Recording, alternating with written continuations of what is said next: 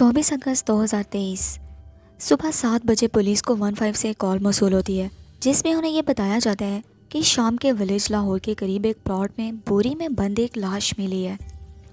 Police जब crime scene पर पहुंचती है तो लाश को देखने के बाद पुलिस और वहां पर मौजूद हर एक शख्स के रोंगटे खड़े हो जाते हैं। डेड बॉडी 90% जली हुई थी, जिसम पर जगह जगह टॉर्चर किए जाने के निशान थे। एक कान भी काट दिया गया था। वजाहिर देखने पर यह किसी 20 से 25 साल के लड़के की डेड बॉडी थी, लेकिन इसका ये हाल किसने और क्यों किया था और ये कौन था, ये एक बड़ा सवाल था। ये केस हिस्ट्री का सबसे ट्रॉमेटिक केस बन जाएगा। ये बात ना उस वक्त तक पुलिस को पता थी और ना ही वहाँ मौजूद लोगों को। पुलिस क्राइम सीन से बॉडी को अपनी कस्टडी में ले लेती है और कुछ पिक्चर्स और वीडियोस बनाकर मुख्तलिफ व्हाट्सएप और सोशल मीडिया ग्रुप्स में शेयर की जाती हैं, ताकि इसके रिलेटिव्स तक जल्द से जल्द पहुंचा जा सके और इसकी आइडेंटिटी के बारे में पता लगाया जा सके। अगले ही दिन यानी 25 अगस्त की सुबह फैसल टाउन लाहौर के पुलिस स्टेशन से पुलिस को कॉल मिलती है। वहाँ के एसएचओ बताते हैं कि उनके इलाके से कल से एक लड़के के मिसिंग होने की कंप्लेन दर्ज करवाई गई है। शाम के पुलिस इन्वेस्टिगेटर्स उस एसएचओ से कंप्लेनर्स का नंबर लेते हैं और उनसे राब्ता करके उन्हें पुलिस स्टेशन बुलवा लेते हैं, जिसके बाद उन्हें हॉस्पिटल लेकर जाया जाता है, जहाँ काशिफ नामी ये शख्स बताता है कि ये उसके भाई की ही लाश है जो पिछली रात से घर नहीं आया था। पुलिस थोड़ी बहुत इन्वेस्टिगेशन करती है और ये पता चलता है कि मरने वाला लड़का 30 साल रईस था, जिसका हाल ही में निकाह हुआ था और वो खुशी खुशी अपनी शादी की तैयारियों में मसरूफ था, क्योंकि अगले ही महीने यानी सितंबर में उसकी शादी होने वाली थी। रईस एक प्राइवेट कंपनी में डिलीवरी बॉय की जॉब करता था और इसी सिलसिले में वो शाम को अक्सर देर से घर आता था। 24 अगस्त की शाम भी वो मामूल के मुताबिक अपनी जॉब पर गया था, लेकिन जब रात देर तक रईस घर नहीं पहुंचा तो घर वालों को फिक्र हुई। पूरी रात रईस को तलाश किया जाता रहा, लेकिन जब रईस ना मिला तो घर वालों ने करीबी पुलिस स्टेशन पर उसके मिसिंग होने की रिपोर्ट दर्ज करवाई थी। लेकिन अगले दिन का सूरज रईस के घर वालों के लिए कौन सी क़यामत लेकर आने वाला था, उसका अंदाजा उन्हें उस वक्त नहीं था। अगले दिन जब उन्हें बॉडी की आइडेंटिफिकेशन के लिए बुलाया गया था तो मानो जैसे उनकी दुनिया ही उजड़ गई थी। उनके जवान बेटे का ये हाल आखिर किसने और क्यों किया था, ये एक बहुत बड़ा राज था जो जब खुला तो 3 घरों को तबाह कर गया। ये केस हिस्ट्री का सबसे भयानक और ड्रामेटिक केस बने जा रहा था। Sir he is a psycho. उसके दांत, उसका हुलिया टक्कों से भी बदतर था। मैंने को नहीं मरवाया, मैंने किसी को नहीं मरवाया। अगर आपने उसने मुझे हाथ लगाने की कोशिश की, ये मुझे प्रॉपर्ली हाथ लगाया। उसने मुझे फ्रंट पे हाथ लगाया, उसने मुझे बैक पे हाथ लगाया।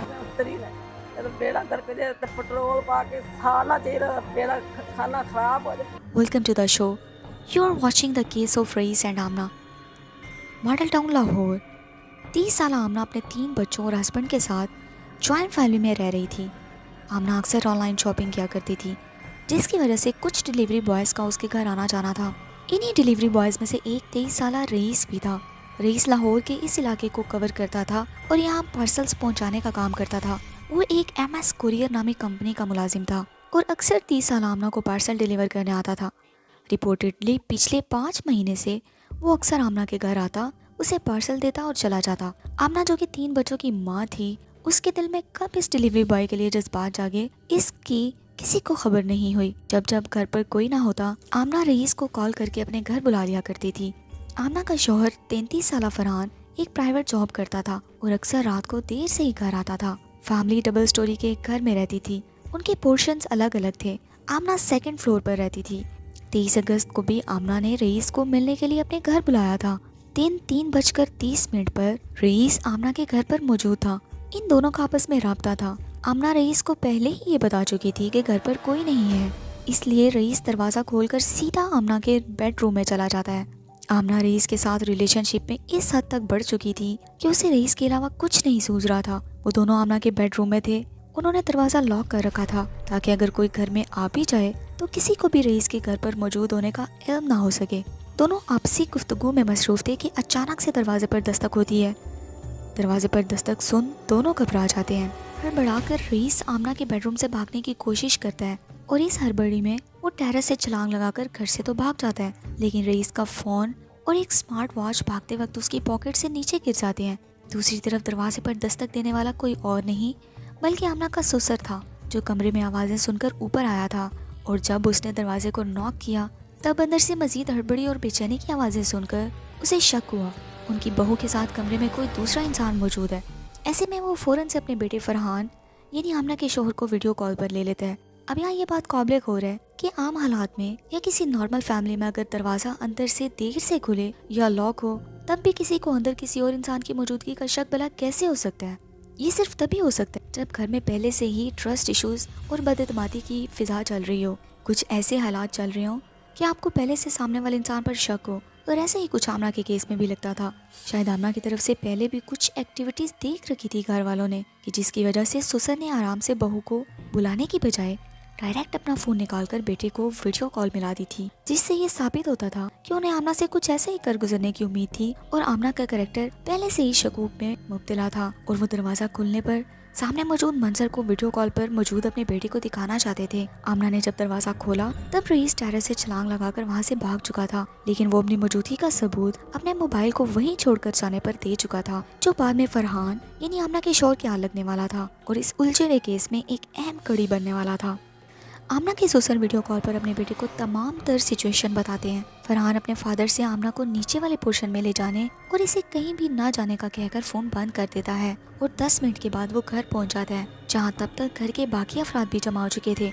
आमना से सख्त लहजे में इस सारी सिचुएशन के बारे में पूछा जाता है और जब वो कुछ नहीं बता पाती तब फरहान उसके घर वालों को फोन करता है। इस वक्त फरहान इस कदर गुस्से में था कि वो आमना के घर वालों को ये धमकी देता है कि आओ और अपनी बेटी को यहाँ से ले जाओ वरना मैं कुछ कर बैठूंगा। आमना के चले जाने के बाद फरहान के हाथ वो फोन लगता है जो रईस की पॉकेट से भागने के दौरान गिर गया था। फरहान पहले तो फोन की अच्छी तरह से जांच करता है। यहाँ से आमना और रईस के बहुत से मैसेजेस मिलते हैं जो ये साबित करने के लिए काफी थे कि आमना रईस नामी लड़के से रिलेशनशिप में थी। अगले दिन फरहान घर के बाकी कुछ लोगों को लेकर आमना की अम्मी के घर पहुंचता है ताकि आमना के मुंह से वो पूरी सच्चाई सुन सके। वहां पहुंचने पर फरहान मुकद्दस किताब कुरान को आमना के सामने रखता है और इसे सब सच सच बताने का कहता है, लेकिन क्योंकि आमना के दिल में चोर था इसलिए वो कहानी का रुख बदलती है और तमाम तर इल्जाम रईस पर लगा देती है और खुद को इनोसेंट साबित करने की कोशिश करती है। वो अपने शोहर को एक झूठी मनगढ़ंत कहानी सुनाती है। वो उसे बताती है कि रईस इसको काफी टाइम से ट्रैप कर रहा था, इसे परेशान करता था।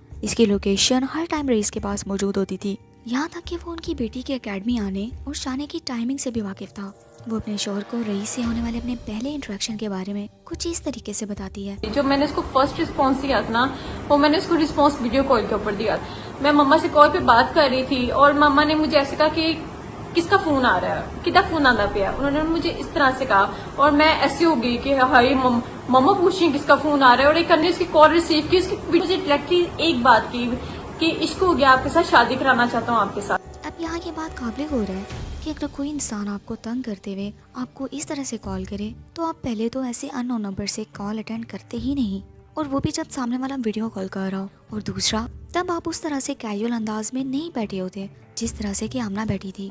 स्क्रीन पर नजर आने वाले इस स्क्रीनशॉट में बैठी आमना बिल्कुल ऐसे ही में गुफ्तगू है जैसे वो अपने किसी बहुत अच्छे दोस्त से बात कर रही थी। उस दिन फरहान आमना की बताई हुई कहानी कि रईस का उससे कोई रिलेशन ही नहीं मान लेता है और आमना को वापस घर ले आता है। फरहान के दिल में शक तो आ ही चुका था और वो हर हाल में इस लड़के यानी रईस तक पहुंचना चाहता था। रईस का फोन भी फरहान के पास था, जिस बात से रईस पूरी तरह से बेखबर था। रईस ये सोचता है कि शायद इसका फोन आमना के पास है और यही सोचकर वो उस नंबर पर कॉल करता है। दूसरी जानिब फरहान के दिमाग में एक शैतानी सोच आती है। वो आमना बनकर रईस को ट्रैप करने का प्लान बनाता है। वो मैसेज करके रईस को घर आने का कहता है। 23 अगस्त की रात जब सब लोग सो जाते हैं तब रात 12:30 पर रईस आमना के घर पर नॉक करता है। वो इस बात से बिल्कुल बेखबर था कि आज वो इस घर से दोबारा कभी वापस नहीं जा पाएगा। रईस के नॉक करने पर दरवाजा फरहान खोलता है। फरहान और इसकी फैमिली के पुलिस को और मीडिया को दिए जाने वाले बयानात के मुताबिक इस वक्त घर के बाकी तमाम अफराद किसी दूसरे कमरे में सो रहे थे। फरहान रईस को अपने बेडरूम में ले जाता है। वहां जाकर वो उस पर तशद्दुद करता है, इसे सच उगलवाने की कोशिश करता है, लेकिन जब ऐसा करने में नाकाम रहता है तब तैश में आकर रईस को इस कदर टॉर्चर करता है कि उसकी जान चली जाती है। दूसरी जानिब पुलिस इन्वेस्टिगेशन के मुताबिक रईस को 23 अगस्त की रात एक वीराने में ले जाकर हाथ पांव बांधकर जिंदा जलाया गया था और इस वक्त फरहान के साथ उसकी बीवी आमना और इसका भाई अरमगान भी मौजूद था। यही नहीं बल्कि कत्ल करने से पहले फरहान ने रईस का एक वीडियो बयान भी लिया था ताकि वो कत्ल करने के बाद इसे खैरत के नाम पर किए जाने वाला कत्ल कह सके। जब पुलिस ने रईस के घर वालों को लाश की शनाख्त के लिए बुलाया था तब उसके घर वालों ने बताया था कि रईस आज मॉडल टाउन में पार्सल पहुंचाने वाला था। तब जब पुलिस ने रईस के मोबाइल की छानबीन की तो उन्हें एक सस्पेक्टेड नंबर मिला था जो कि मुसलसल बंद जा रहा था। शक पड़ने पर पुलिस इस नंबर की डिटेल लेती है और फरहान और आमना तक पहुंचती है, जहां इन्होंने खैरत के नाम पर रईस को कत्ल करने का एतराफ़ कर लिया था और आमना तमाम तर इल्ज़ाम रईस पर डालकर खुद को बेकसूर साबित करने पर लगी थी। अब यहाँ ये सवाल पैदा होता है कि जब रईस सामना के कमरे में गया तो कैसे इसको बेडरूम तक रसाई मिल गई थी, क्योंकि कोई कितना ही दलेर क्यों ना हो वो बिला इजाज़त किसी के कमरे में यूं नहीं घुस सकता। क्यों तब आमना ने शोर मचाकर किसी को इकट्ठा नहीं किया था, और अगर ये गैरत के नाम पर किए जाने वाला कत्ल था तो फरहान ने सबसे पहले आमना को क्यों छोड़ा और क्यों रईस की तरह इसकी जान नहीं ली। आमना ने अपना बसा बसाया घर तो तबाह किया ही था, इसके साथ साथ इसने और कई सारे घर तबाह कर दिए थे। आमना पिछले 1 साल से अपने जुर्म की सजा काट रही है और ट्रायल के थ्रू अपनी फाइनल डेस्टिनेशन का वेट कर रही है। इस केस से बहुत सी कहानियां जुड़ी हैं जो इसे मज़ीद सस्पिशियस बना देती हैं। सबसे ज़्यादा हैरान कौन और सस्पिशियस इस लड़की आमना की पर्सनालिटी है, जो एकदम से हंसने और एकदम से रोने की एक्टिंग करती है। इस केस से हमें ये सीख मिलती है कि हमें आंखें बंद कर किसी पर भी एतबार नहीं कर लेना चाहिए। मिलते हैं किसी और वीडियो में। अब तक बहुत सारा ख्याल रखिएगा।